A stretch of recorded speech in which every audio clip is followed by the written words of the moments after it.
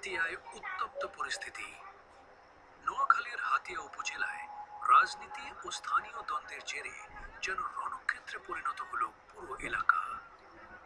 হান্নান মাসুদের গাড়ি লক্ষ্য করে এলোপাতাড়ি গুলি চালানোর ঘটনায় স্থানীয়রা মুহূর্তের মধ্যে আতঙ্কে স্থির হয়ে পড়ে।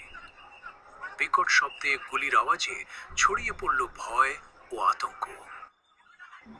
মানুষ নিরাপদ স্থানে ছুটতে লাগলো। গলিবন্ধ রাস্তা আর শূন্য সড়ক এক ভয়াবহ দৃশ্য তৈরি করল।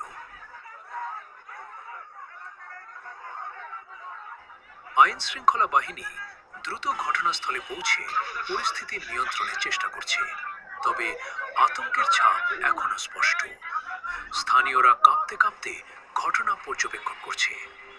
প্রশাসন জানাচ্ছে ঘটনার পেছনে রাজনৈতিক বিরোধ বা পূর্বের দ্বন্দ্ব থাকতে পারে। এই সহিংস হামলার কারণে পুরো হাতিয়া এলাকা এখনো উত্তেজনা ও নিরাপত্তাহীনতার কবলে। প্রত্যক্ষদর্শীরা বলছেন হামলাকারীরা আকস্মিকভাবে এসে গাড়িকে লক্ষ্য করে গুলি চালিয়ে দ্রুত পালিয়ে যায়।